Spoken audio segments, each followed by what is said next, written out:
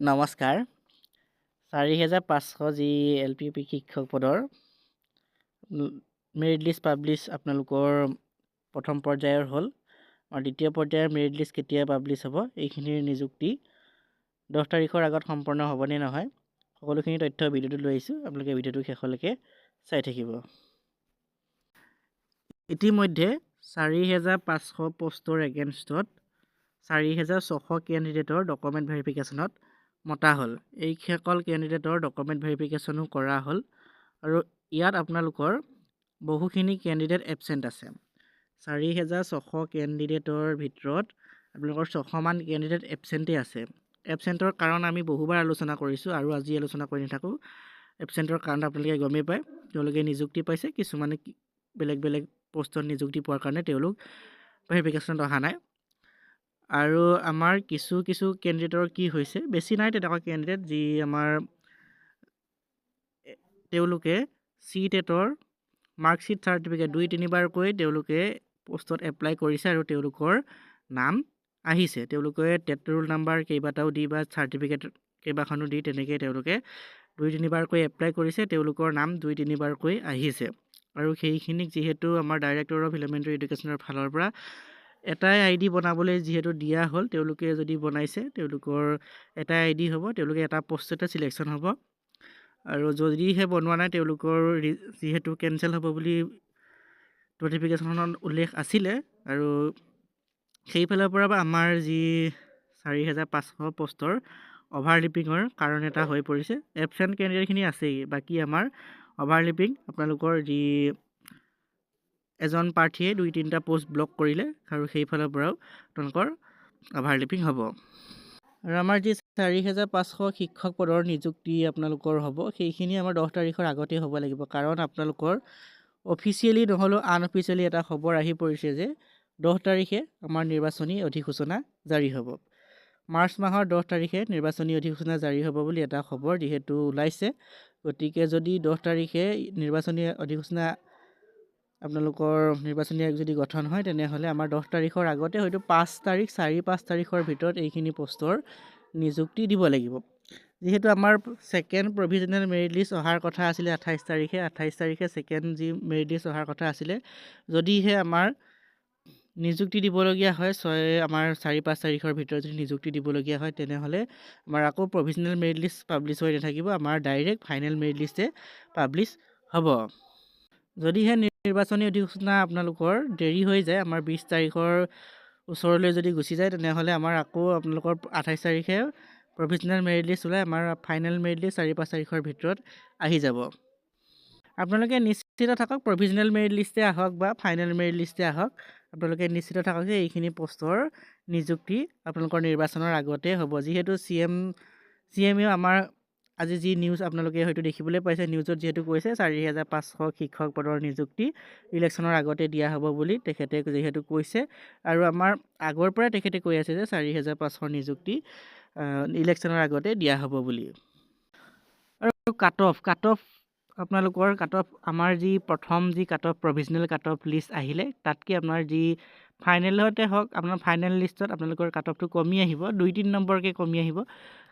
কমাৰ কাৰণটো মই বহুবাৰ আলোচনা কৰিছোঁ। কাট অফৰ ভিডিঅ' ইতিমধ্যে মই আগবঢ়াইছোঁ। ডিষ্ট্ৰিক্ট ৱাইজ আপোনালোকৰ cut off, medium wise cut off মই ইতিমধ্যে আগবঢ়াইছোঁ। কেইবাখনো ডিষ্ট্ৰিক্টৰ আগবঢ়াইছোঁ, আপোনালোকে চাব, কাট অফৰ ভিডিঅ'টো চাব, তেতিয়া এটা আইডিয়া পাব। আপোনালোকৰ যদি নম্বৰসমূহ তেনেকুৱা ধৰণৰ নম্বৰ আছে, তেনেকুৱা ধৰণৰ স্ক'ৰ আছে, তেনেহ'লে আপোনালোকে নিশ্চিত থাকিব পাৰে। আমাৰ কাট অফ কোনবিলাক ডিষ্ট্ৰিক্টৰ বাঢ়িব বা কোনবিলাক ডিষ্ট্ৰিক্টৰ কমিব, আপোনালোকে কামৰূপ ডিষ্ট্ৰিক্টৰ কাট অফ বা শোণিতপুৰ ডিষ্ট্ৰিক্টৰ কাট অফ, লখিমপুৰ ডিষ্ট্ৰিক্টৰ কাট অফ, আৰু আমাৰ যি আপোনাৰ ডিব্ৰুগড় ডিষ্ট্ৰিক্টৰ কাট অফ, এইকেইখন ডিষ্ট্ৰিক্টৰ কাট অফ আপোনালোকে অলপ হাই দেখিবলৈ পাব। লগতে বৰপেটা ডিষ্ট্ৰিক্টৰ কাট অফটো হাই যায়েই, বৰপেটা ডিষ্ট্ৰিক্টৰো আপোনালোকে অলপ হাই দেখিবলৈ পাব। আমাৰ কাট অফ কোনকেইখন ডিষ্ট্ৰিক্টত আপোনালোকৰ কাট অফটো অলপ ল' দেখিবলৈ পাব, মাজুলী ডিষ্ট্ৰিক্টৰ ল' দেখিবলৈ পাব, ধেমাজি ডিষ্ট্ৰিক্টৰ ল' দেখিবলৈ পাব, চৰাইদেউ আপোনালোকে দেখিবলৈ পাব ল'। আৰু আপোনালোকৰ যদি 60ৰ ওপৰত স্ক'ৰ আছে, তেনেহ'লে আপোনালোকে নিশ্চিত থাকিব পাৰে আপোনালোকৰ ফাইনেল লিষ্টত নাম নিশ্চয় আহিব। কাৰণ কাট অফটো এইবাৰ অলপ হাই গৈছে, হাই মানে আমাৰ বহুতখিনিয়ে হাই যোৱা দেখিবলৈ পোৱা গৈছে। আমাৰ 68লৈকে URৰ কাট অফ গৈছে, কোনো ডিষ্ট্ৰিক্টত 68লৈকে 68 পৰ্যন্ত UR অপেন কেটেগৰীৰ কাট অফ গৈছে। কিন্তু এইটো এটা বহুত হাই কাট অফ বুলি ক'ব লাগিব। 68টো বহুত এটা হাই কাট অফ। যোনসকলৰ 68 গৈছে, আমাৰ যোনবিলাক ডিষ্ট্ৰিক্টৰ UR অপেন কেটেগৰী 68 গৈছে, তেওঁলোকে 65 ধৰি থ'ব পাৰে। তেওঁলোকৰ যদি 65 আছে তেনেহ'লে তেওঁলোক নিশ্চিত তেওঁলোকৰ নাম ফাইনেল লিষ্টত আহিবই আহিব। আমাৰ কেণ্ডিডেটো যিহেতু খুব কম কেণ্ডিডেট মতা হ'ল, আপোনালোকৰ এটা পষ্টৰ এগেইনষ্টত যিহেতু এজনকৈ কেণ্ডিডেট মতা হ'ল, তেওঁলোকে এটা পষ্টৰ এগেইনষ্টত আমাৰ 2:3 ৰেচিঅ'ত তেওঁলোকে কেণ্ডিডেট মাতিব পাৰিলে হ'লে। দুটা পষ্টৰ এগেইনষ্টত 3জনকৈ কেণ্ডিডেট যদি মাতিলে হ'লহেঁতেন তেনেহ'লে আমাৰ পষ্টবিলাক ভেকেণ্ট হৈ নাথাকিলে হয়। আমাৰ যিহেতু 1:1 ৰেচিঅ' তেওঁলোকে এটা পষ্টৰ এগেইনষ্টত এজনকৈ কেণ্ডিডেট মাতিলে, সেইকাৰণে আমাৰ বহু পষ্ট ভেকেণ্ট হৈ থাকি যাব। যদি তেওঁলোকে দুটা পষ্টৰ এগেইনষ্টত 3জনকৈ কেণ্ডিডেট মাতিলে হ'লে তেনেহ'লে আমাৰ পষ্টবিলাক ভেকেণ্ট হৈ নাথাকিলে হয়, সকলোবিলাক পষ্ট ফিল আপ হ'ল হয়। আমাৰ অভাৰলিপিংটো হয়ে, প্ৰত্যেকটো পষ্টতে অভাৰলিপিং হয়, কাৰণ ADRটো হৈছে অভাৰলিপিং, আমাৰ GTPGটো হৈছে অভাৰলিপিং। আপোনালোকে দেখিবলৈ 5,500 শিক্ষক পদৰ নিযুক্তি হৈ গ'ল, তাতো অভাৰলিপিং হৈছে। সকলোবিলাক পষ্টতে 2-এজন অভাৰলিপিং থাকেই। 2-এজন বুলি ক'বলৈ গ'লে 300-400 কেণ্ডিডেট অভাৰলিপিং হয়েই, কাৰণ সেইবিলাক বিভিন্ন কাৰণত তেওঁলোকে যিহেতু এপইণ্টমেণ্ট নাপায়গৈ।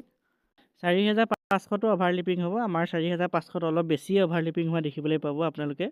আৰু এইখিনিৰ নিযুক্তি 10 তাৰিখৰ আগত আপোনালোকে হোৱাটো নিশ্চিত, কাৰণ যিহেতু অফিচিয়েলি নহ'লে আনঅফিচিয়েলি এটা যিহেতু খবৰ আহি পৰিলে, আমাৰ 10 তাৰিখে নিৰ্বাচনী অধিসূচনা যিহেতু জাৰি হ'ব, নিৰ্বাচনী অধিসূচনা জাৰি হোৱাৰ আগতে এইখিনি পষ্টৰ নিযুক্তি সম্পূৰ্ণ কৰিব লাগিব। যদিহে এইখিনি পষ্টৰ নিৰ্বাচনী অধিসূচনা জাৰি হোৱাৰ আগত কমপ্লিট নকৰে তেনেহ'লে ইয়াৰ যি এপইণ্টমেণ্ট আপোনালোকে নিৰ্বাচনৰ আগত নাপাব। গতিকে এইখিনি নিৰ্বাচনৰ আগতে আপোনালোকে পাব। নিৰ্বাচনৰ কাৰণে বেছি যিহেতু দিন নাই, আপোনালোকৰ এইখিনি পষ্টৰো যি নিযুক্তি প্ৰক্ৰিয়াৰ কাৰণেও বেছি দিন নাই। গতিকে এইখিনি আপোনালোকে আৰু 4-5 দিন ৰখি দিলে ইয়াৰ যি অফিচিয়েল খবৰ আপোনালোকে পাই যাব। অফিচিয়েল খবৰ আপোনালোকে পোৱাৰ লগে লগে আপোনালোক নিশ্চিত হ'ব পাৰিব যে এইখিনিৰ কেতিয়া নিযুক্তি দিয়া হ'ব। আপোনালোকে আৰু বেছি দিন নহয়, 2-4 দিন ৰখি দিলেই ইয়াৰ যি অফিচিয়েল আপডেট আপোনালোকে পাই যাব।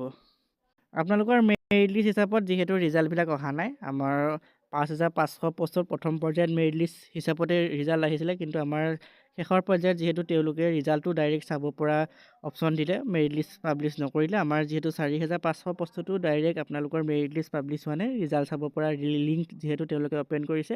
আমাৰ ফাইনেল ৰিজাল্টটো তেনেকৈ আপোনালোকে চাব পাৰিব। মেৰিট লিষ্ট কোনো ধৰণৰ মেৰিট লিষ্ট প্ৰকাশ নাপায়। আপোনালোকে আপোনালোকৰ এপ্লিকেশ্যন নাম্বাৰ, পাছৱৰ্ড দি আপোনালোক চিলেকশ্যন হৈছেনে নাই, কোৱালিফাইড হৈছেনে নাই আপোনালোকে চাব পাৰিব। ভিডিঅ'টো ইমানেই। আপোনালোকে ধৈৰ্য ধৰক, 2-এদিন ধৈৰ্য ধৰাৰ লগে লগে আপোনালোকে এইখিনি নিযুক্তি সম্পৰ্কে পূৰ্ণ ডিটেইলছত আপোনালোকে গম পাই যাব। এইখিনি কোন তাৰিখে নিযুক্তি হ'ব সেইটো আপোনালোকে আৰু 2-4 দিন ৰখি দিলেই গম পাই যাব। ভিডিঅ'টো ইমানখিনি, ধন্যবাদ।